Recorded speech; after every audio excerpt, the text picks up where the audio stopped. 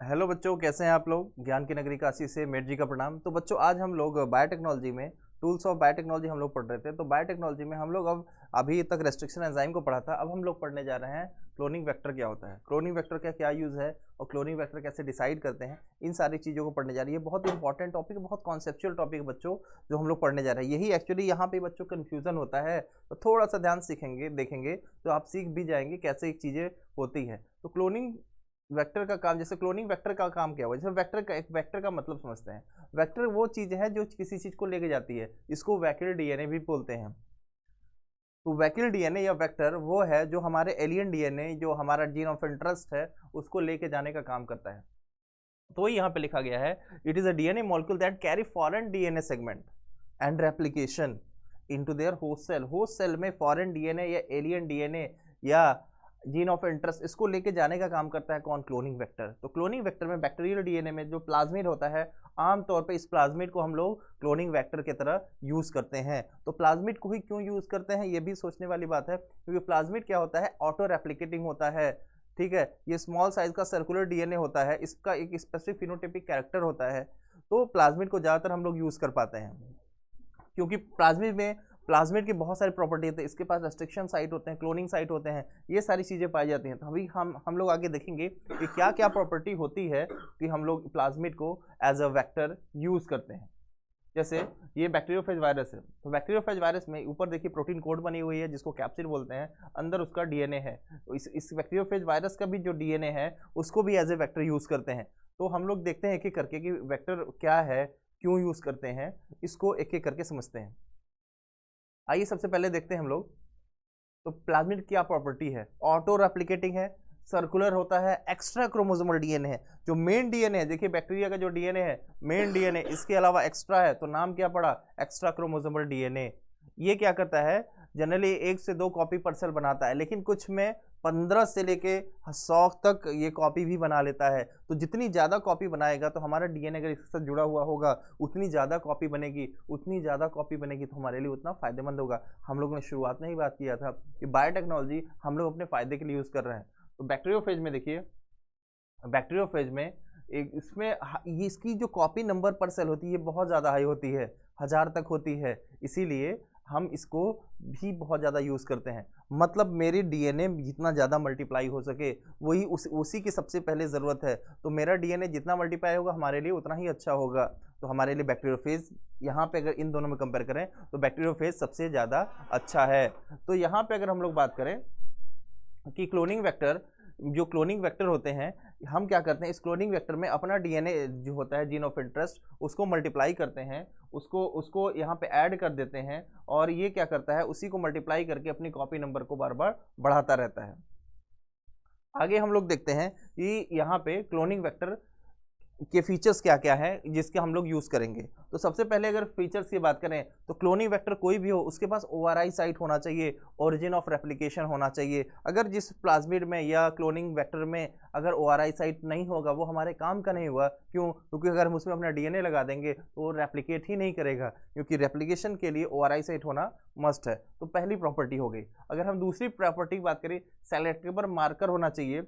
Selectable marker होने का मतलब वो साइट जहां से हम चीज़ों को पहचान सके, या हम इसको मार्कर जीन भी कहते हैं। इसको थोड़ा सा डिटेल में समझेंगे, अभी बस समझिए। ये हमको पहचानने में हेल्प करेगा कि ट्रांसफॉर्मेंट कौन है, नॉन ट्रांसफॉर्मेंट कौन है, रिकॉम्बिनेंट कौन है, नॉन रिकॉम्बिनेंट कौन है, उसमें ये पहचानने में हेल्प करता है। इसीलिए हम इसको मार्कर जीन भी कहते हैं। थर्ड हम अगर बात करें, इसकी अगर थर्ड प्रॉपर्टी की बात करें, तो यहाँ पे ये क्लोनिंग साइट होना चाहिए। क्लोनिंग साइट वो साइट होता है जहाँ पे कि हमारा जो एंजाइम है वो कट करने में हेल्प करेगा। तो ये 3 मेन साइट होने चाहिए। इसके अलावा ये जो आपके सामने फिगर दिख रहा है, ये PBR322 है। इसका फुल फॉर्म होता है प्लाज्मिड ऑफ बॉलिवर एंड रॉड्रिगुइज। ये 2 साइंटिस्ट थे, बॉलिवर और रॉड्रिगुइज। इन्होंने ही प्लाज्मिड का फॉर्मेशन किया था, और ये आर्टिफिशियल प्लाज्मिड है। अगर इस आर्टिफिशियल प्लाज्मिड में को अगर हम इससे कंपेयर करें, तो तीनों प्रॉपर्टी यहाँ पे मिलेगी। तो इस आर्टिफिशियल प्लाज्मिड को बनाने की क्या ज़रूरत थी, आखिर इसमें क्या स्पेशल है, ये थोड़ा सा रुक के समझते हैं। तो पहले यहाँ पे कुछ बातें इसके बारे में समझ लेते हैं, फिर हम समझते हैं। रेस्ट्रिक्शन साइट का मतलब वो साइट हुआ जहाँ पे कि हमारा रेस्ट्रिक्शन एंजाइम वर्क करेगा। अभी हम लोगों ने बात किया था रेस्ट्रिक्शन एंजाइम को हम लोग मॉलिक्यूलर सीजर भी कहते हैं, और रेस्ट्रिक्शन एंजाइम को वर्क करने का एक स्पेसिफिक लोकेशन होता है। स्पेसिफिक लोकेशन होने का मतलब आप लोग को पद याद होगा, रेस्ट्रिक्शन एंजाइम वहीं पे काम करता है जहाँ पे कि उसका स्पेसिफिक साइट है, वो भी पैलेंड्रोमिक सीक्वेंस के पैलेंड्रोमिक सीक्वेंस के फॉर्म में, क्योंकि वो आता है रेस्ट्रिक्शन एंजाइम पैलेंड्रोमिक सीक्वेंस को खोजेगा और उसी स्पेसिफिक न्यूक्लियोटाइड्स के बीच में से इसको कट करेगा। तो मतलब अगर हम बात करें हिन थर्ड है, इक्वार फर्स्ट है, बाम फर्स्ट है, सैल फर्स्ट है, ये सारे रेस्ट्रिक्शन एंजाइम के साइट हैं। तो ये सारे साइट है, तो ये एंजाइम स्पेसिफिकली उसी साइट से कट करेगा जहां पे इसका पैलेंड्रोमिक सीक्वेंस होगा। जैसे हम लोग बात करें इक्वार फर्स्ट की, तो इक्वार फर्स्ट का साइट जो होता था पैलेंड्रोमिक सीक्वेंस होता GATTC होता था, GATTC वो पैलेंड्रोमिक सीक्वेंस होता और वहीं कट करता था, G और A के बीच में कट करता था। तो ये आपको ध्यान रखना है। हम लोग आप इसको रिकॉल पीछे देख लीजिएगा लेक्चर में। अब यहाँ antibiotic resistance site, antibiotic resistance site वो साइट होता है जो कि बैक्टीरिया को एंटीबायोटिक के लिए रेजिस्टेंस प्रोवाइड करता है। जैसे यहाँ पे आप देखिए एम्पिसिलिन रेजिस्टेंस साइट है, टेट्रासाइक्लिन रेजिस्टेंस साइट है। मतलब अगर बैक्टीरिया के अंदर ये प्लाज्मिड है और इसको एम्पिसिलिन में डाल दें, टेट्रासाइक्लिन में डाल दें, तो बैक्टीरिया कुछ इफेक्ट नहीं करेगा। क्यों? क्योंकि ये रेजिस्टेंस साइट है। तो वही लिखा है AMPR TTR मतलब एम्पिसिलिन रेजिस्टेंस साइट और टेट्रासाइक्लिन रेजिस्टेंस साइट। और भी होते हैं क्लोरोफेनिकॉल, एरिथ्रोमाइसिन, ये सारे डिफरेंट साइट होते हैं। नेक्स्ट है ROP, ये नीट में आ चुका है, आप इसको ध्यान रखेंगे। रेप्लिकेशन ऑफ प्रोटीन इसका फुल फॉर्म होता है। ये क्या करता है? कोड करता है प्रोटीन को। किसके लिए प्रोटीन कोड करता है? जो रेप्लिकेशन ऑफ DNA में इन्वॉल्व होते हैं। तो ध्यान रखेंगे ROP क्या है? वो लोकेशन है जो रेप्लिकेशन ऑफ प्रोटीन कराता है, जो कि DNA रेप्लिकेशन में इन्वॉल्व होते हैं, उसमें हेल्प कर रहा है। तो आपको इसको ध्यान रखना है। PBr322 है, ये एक आर्टिफिशियल प्लाज्मिड है। आइए चलते हैं इसके एक एक बातों को हम लोग सीखते हैं, ठीक है। तो यहाँ पे आगे बढ़े हम लोग। तो सबसे पहले अगर हम बात करें ओरिजिन ऑफ रेप्लिकेशन क्या है, ओरिजिन ऑफ रेप्लिकेशन में के बारे में हम लोगों ने भी बात किया था। ये वो साइट है जहाँ से रेप्लिकेशन स्टार्ट होता है। तो अगर DNA में रेप्लिकेशन अगर ORI साइट नहीं है तो हमारी ये किसी काम का नहीं होगा। और ये सिर्फ रेप्लिकेशन ही नहीं कराता है, बल्कि कॉपी नंबर को कंट्रोल करता है, कितना हमारी कॉपी बनना चाहिए, ये ध्यान रखना है। ये भी आपके नीट में आया हुआ है। ये कंट्रोल करता है कि कितनी कॉपी पर सेल ये हमारा DNA बनाएगा सेल के अंदर। तो ध्यान रखना है इसको। ये आपकी NCERT के स्टेटमेंट है। इसके आगे बढ़ते हैं हम लोग। ORI के बाद अगर हम बात करें, देखिए यहाँ पे हम लोग क्या कर रहे हैं, ये क्लोनिंग साइट है, ये हमारा वेक्टर है। इसमें क्या किए, अपना जीन ऑफ इंटरेस्ट कहीं किसी स्पेसिफिक जगह पे इंसर्ट कर दिए। मान लेते हैं टेट्रासाइक्लिन रेजिस्टेंस साइट पे हम लोग इसको इंसर्ट कर दिए। अब जैसे ही हम लोग इसको अंदर डालते हैं, बैक्टीरिया के अंदर डालते हैं, तो बैक्टीरिया के अंदर जैसे ही रिकॉम्बिनेंट DNA डालते हैं या कोई आउटर DNA डाल रहे हैं या कोई एलियन DNA डाल रहे हैं, तो बैक्टीरिया की सेल क्या होती है? ट्रांसफॉर्म हो जाती है। इसीलिए यहाँ पे ट्रांसफॉर्म सेल लिखा हुआ है। तो ये ट्रांसफॉर्म हो गई और ये अब क्या करेगा? अब ये क्या करेगा? बैक्टीरिया डिवाइड करेगा, इसका DNA मल्टीप्लाई करेगा, तो हमारा DNA का भी क्या करेगा? बार बार मल्टीप्लाई करेगा और हमारे DNA का अमाउंट भी क्या होता जाएगा? बढ़ता जाएगा। इससे हमें फायदा होगा। तो यहाँ पे देखिए सेलेक्टिव मार्कर क्या है। सेलेक्टेबल मार्कर क्या करता है? हेल्प, कभी हम लोगों ने बात किया था, ट्रांसफॉर्मेंट और नॉन ट्रांसफॉर्मेंट को सेलेक्ट करने में, पहचानने में हेल्प करता है। तो ट्रांसफॉर्मेंट नॉन ट्रांसफॉर्मेंट क्या होता है, इसको थोड़ा अभी समझेंगे। तो वही चीज यहाँ पे दिया है, a piece of DNA introduced in the host bacterium called transformation. तो पीस ऑफ DNA जब बैक्टीरिया डाल देंगे तो उसमें ट्रांसफॉर्मेशन हो जाएगा और ऐसे बैक्टीरिया को हम लोग क्या बोलेंगे? ट्रांसफॉर्मेंट। ध्यान दीजिएगा फिर से, बैक्टीरिया के अंदर पीस ऑफ DNA डालें, चाहे रिकॉम्बिनेंट डालें चाहे नॉन रिकॉम्बिनेंट डालें, तो ऐसे बैक्टीरिया को बोलेंगे ट्रांसफॉर्मेंट। रिकॉम्बिनेंट गया है तो रिकॉम्बिनेंट ट्रांसफॉर्मेंट बोलेंगे, और नॉन रिकॉम्बिनेंट गया है तो नॉन रिकॉम्बिनेंट ट्रांसफॉर्मेंट बोलेंगे। बाहर से कोई DNA डाल दिए तो ट्रांसफॉर्मेंट होगा, रिकॉम्बिनेंट डाले तो recombinant transformant, non recombinant transformant गया तो नॉन रिकॉम्बिनेंट DNA गया तो नॉन रिकॉम्बिनेंट ट्रांसफॉर्मेंट बोलेंगे। इसको आपको ध्यान रखना है, ठीक है। इसके आगे वही लिया है कि if transformation does not takes place it is non transformant. अगर कोई DNA गया ही नहीं तो इसको हम क्या बोलेंगे? Non transformant. यहाँ बच्चों को इस टर्म्स में कंफ्यूजन होता है, तो 3 टर्म्स आपको याद रखने हैं। एक, हम इसमें DNA डाल रहे हैं, कोई DNA नहीं गया, हम मान लेते हैं ये वाला कंडीशन, इसमें कोई बाहरी DNA नहीं गया, तो इसको हम बोल दिए नॉन ट्रांसफॉर्मेंट। इसमें रिकॉम्बिनेंट DNA रिकॉम्बिनेंट प्लाज्मिड को डाल दिए, तो ये ट्रांसफॉर्मेंट तो है लेकिन रिकॉम्बिनेंट ट्रांसफॉर्मेंट है। लेकिन अगर हम इसमें बिना रिकॉम्बिनेंट वाला प्लाज्मिड डालें, नॉर्मल प्लाज्मिड डाल दें, तो अभी भी ये ट्रांसफॉर्मेंट है, लेकिन नॉन रिकॉम्बिनेंट ट्रांसफॉर्मेंट है। तो ये बच्चों ये 3 टर्म है, आपको इसको ध्यान रखिएगा, अभी इसको आगे यूज करेंगे तो दोबारा आएगा, फिर से आप इसको ध्यान दीजिएगा। तो यहाँ पे तो यही बोला, यहाँ पे बताया जा रहा है कि सिलेक्शन हमको अगर करना है कि कौन ट्रांसफॉर्मेंट है कौन नॉन ट्रांसफॉर्मेंट है, तो हम ampicillin resistance site, chloramphenicol, tetracycline, kanamycin, ये डिफरेंट एंटीबायोटिक रेजिस्टेंस साइट है, उसके थ्रू हम लोग पहचानेंगे।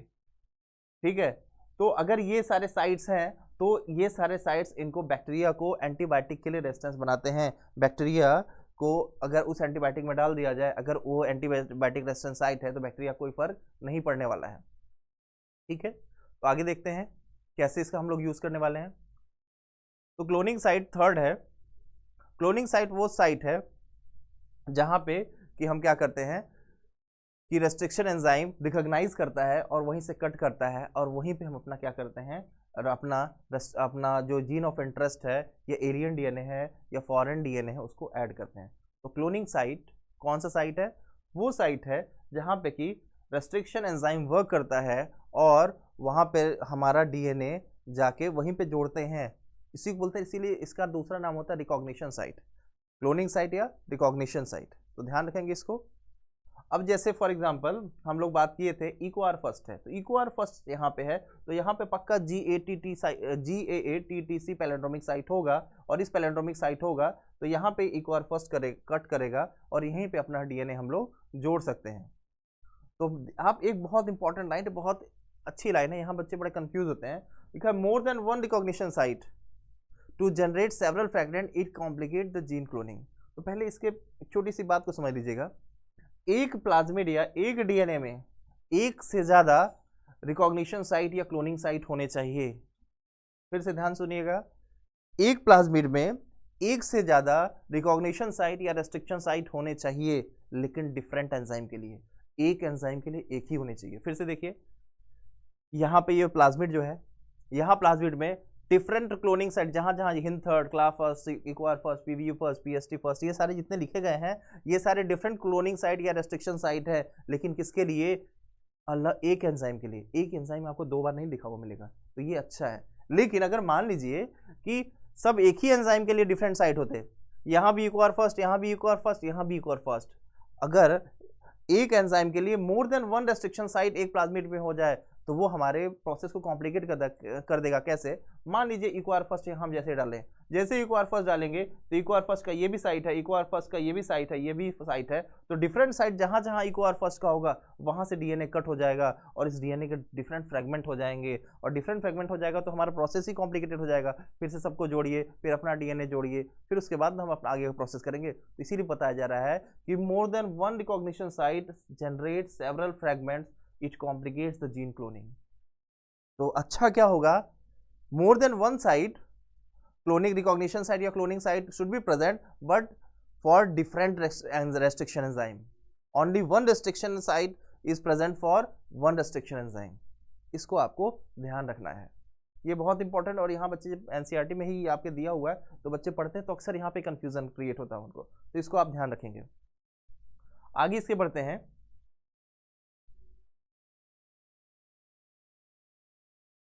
तो वही ligation of alien DNA is carried out by recognition present one on two antibiotic resistance site, एक या दो एंटीबायोटिक रेजिस्टेंस साइट पे हम इसको जोड़ सकते हैं। जैसे यहाँ पे आपको लिखा है बैमेच फर्स्ट साइट है, ये टेट्रासाइक्लिन, देखिए ये बैमेच फर्स्ट है, ये टेट्रासाइक्लिन रेजिस्टेंस जीन वाला साइट है, यहाँ पे कट करेंगे, अपना डीएनए लगा दिए। ठीक है, तो हमारा जो हमारा रिकॉम्बिनेंट प्लाज्मिड होगा वो बन जाएगा। ठीक है, इसके आगे बढ़ते हैं हम लोग। अगर लाइगेशन नहीं होगा, अगर हमारा हमारा प्लाज्मिड में हमारा रिकॉम्बिनेंट बना, मतलब एलियन डीएनए नहीं जुड़ पाएगा, तो इसको हम क्या बोलेंगे? नॉन रिकॉम्बिनेंट प्लाज्मिड बोलेंगे। ठीक है, आगे बढ़ते हैं। यहाँ पे फॉरेन डीएनए को कैसे इंसर्ट करते हैं और कैसे पहचानेंगे, इसको हम लोग समझते हैं पहले। यहाँ पे एक टर्म यूज होता है इंसर्शनल इनएक्टिवेशन, ये बहुत इंपॉर्टेंट, कई बार आपके एग्जाम में आया हुआ है, अक्सर आता रहता है, ये एवरग्रीन है, तो आपको ध्यान रखेंगे। जैसे मान लीजिए फॉर एग्जांपल ये हमारा एक प्लाज्मिड है, अभी हम लोग पीछे जो प्लाज्मिड का फिगर है उसको देख लेते हैं। यहाँ पे मान लीजिए टेट्रासाइक्लिन रेजिस्टेंस साइट है, तो यहाँ पे इसको BAM फर्स्ट से कट किए और अपना जीन ऑफ इंटरेस्ट लगा दिए, तो क्या होगा कि ये टेट्रासाइक्लिन का जो रेजिस्टेंस साइट था, अब ये टेट्रासाइक्लिन का जीन इनएक्टिव हो जाएगा। क्यों? क्योंकि इसी को तो कट करके हम अपना जीन ऑफ इंटरेस्ट लगाए हैं, एलियन डीएनए को लगाए हैं। तो जैसे अपना डीएनए लगाने के बाद या अपना जीन इंसर्ट करने के बाद पुराने जीन की एक्टिविटी इनएक्टिव हो जाती है, उसको बोलते हैं insertional inactivation. Due to insertion of foreign gene, जब primitive DNA get inactivated और prior DNA get inactivated is called insertional inactivation। तो आप इसको ध्यान रखना है। insertional inactivation क्या है कि अपना नया जीन इंसर्ट कीजिए, पुराने जीन की एक्टिविटी इनएक्टिव हो जाती है, इसको क्या बोल दिए? Insertional inactivation. तो वही दिया गया है कि टेट्रासाइक्लिन वाली जगह पे कट करके हम लोग जैसे अपना डीएनए लगाते हैं, तो यहाँ पे क्या हो जाता है? एक्टिविटी इसकी क्या हो जाती है? इनएक्टिव हो जाती है। जैसे यहाँ पे देखिए, ये क्या किए हम, ये नॉन ट्रांसफॉर्मेंट है, ये ट्रांसफॉर्म्ड है। तो नॉन ट्रांसफॉर्म में कोई डीएनए नहीं गया है, ट्रांसफॉर्म में डीएनए गया है। अब जैसे ही इस वाले बैक्टीरिया को, ट्रांसफॉर्मेंट बैक्टीरिया को न्यूट्रिएंट मीडियम में ग्रो कराए और नॉन ट्रांसफॉर्म दोनों को ग्रो कराए। अब एम्पिसिलिन वाले ऐसी कॉलोनी में एम्पिसिलिन को डाल दिए। जैसे ही एम्पिसिलिन को डालेंगे तो इसके पास कोई प्लाज्मिड है ही नहीं, और जिसमें आपका एम्पिसिलिन रेजिस्टेंस जीन हो, लेकिन यहाँ पे एम्पिसिलिन रेजिस्टेंस जीन रहेगा। तो इस कॉलोनी में एम्पिसिलिन जैसे ही डालेंगे तो नॉन ट्रांसफॉर्मेंट जो होंगे वो नॉन ट्रांसफॉर्मेंट क्या करेंगे? खत्म हो जाएंगे। क्यों? क्योंकि इसके पास आपका एंटीबायोटिक रेजिस्टेंस साइट था ही नहीं, लेकिन इसके पास एंटीबायोटिक रेजिस्टेंस साइट था, स्पेशली एम्पिसिलिन का। तो यहाँ वाले जो होंगे बैक्टीरिया वो ग्रो कर जाएंगे। ठीक है, आइए इसको और अच्छे समझते हैं। हम क्या किए, हम मान लीजिए व्हाइट वाला जो है आपका नॉन ट्रांसफॉर्मेंट है और रेड वाला क्या है? ट्रांसफॉर्मेंट है, ट्रांसफॉर्मेंट विद रिकॉम्बिनेंट डीएनए। और ग्रीन वाला क्या है? Transformant with recombinant vector. अब क्या किए हम इसको इस ट्रांसफॉर्मेंट को एम्पिसिलिन कंटेनिंग मीडियम में ग्रो कराए। तो हमने अभी क्या किया था थोड़ी देर पहले, जहां BAM-H फर्स्ट था वहां कट करके अपना डीएनए लगाया था। तो BAM-H फर्स्ट पे कट करके लगाने से जो टेट्रासाइक्लिन वाला साइट है वो कट के हट चुका था। मतलब जो रिकॉम्बिनेंट होगा उसमें टेट्रासाइक्लिन का रेजिस्टेंस जीन प्रेजेंट नहीं होगा, और जो नॉन रिकॉम्बिनेंट होगा उसके पास टेट्रासाइक्लिन का रेजिस्टेंस जीन होगा, क्योंकि उसमें तो कोई कट ही नहीं किया गया है, कोई नया जीन जोड़ा ही नहीं गया है। और जो नॉन ट्रांसफॉर्मेंट है उसमें न टेट्रासाइक्लिन का रेजिस्टेंस साइट है, न एम्पिसिलिन का रेजिस्टेंस साइट है। तो इसको आप ध्यान रखें कि हम लोग आगे यूज करेंगे। देखिए, transformant recombinant plasmid they are resistance only to ampicillin, क्योंकि टेट्रासाइक्लिन वाले को तो कट किए थे। Transformant with non recombinant plasmid they are tetracycline and ampicillin both होगा। नॉन ट्रांसफॉर्मेंट के पास टेट्रासाइक्लिन और एम्पिसिलिन दोनों होगा। तो देखिए आगे, अब आगे बढ़ते हैं इसको। अब हम क्या किए, यहीं पे हम लोग इसका प्रोसेस भी देख लेते हैं कैसे हुआ। ये टेट्रासाइक्लिन जीन इनएक्टिव हो गया रिकॉम्बिनेशन के बाद। ठीक है, कब एक्टिव है? जब ये नॉन रिकॉम्बिनेंट था। रिकॉम्बिनेशन होने के बाद जीन यहाँ पे जोड़ दिए तो ये क्या हो गया? इनएक्टिव हो गया है। ट्रांसफॉर्मेशन यहाँ पे हो रहा है। Ampicillin containing medium bacterial colony है, इसमें इसको डाल दिए। यहाँ नॉन रिकॉम्बिनेंट को जैसे ही डाल रहे हैं, नॉन रिकॉम्बिनेंट का जाना है। रिकॉम्बिनेंट तो यहाँ पे आपका किस मीडियम में? टेट्रासाइक्लिन कंटेनिंग मीडियम में खत्म हो जा रहा है, लेकिन नॉन रिकॉम्बिनेंट जिंदा रह रहा है। तो कॉलोनी में सारे ग्रो किए, लेकिन जैसे ही टेट्रासाइक्लिन वाले मीडियम में डाल रहे हैं, यहाँ पे आपका जो नॉन रिकॉम्बिनेंट है वो तो जिंदा रह जा रहा है, लेकिन रिकॉम्बिनेंट खत्म हो जा रहा है। क्यों? क्योंकि रिकॉम्बिनेंट के पास टेट्रासाइक्लिन रेजिस्टेंस साइट नहीं है। आगे हम लोग बढ़ते हैं इसमें।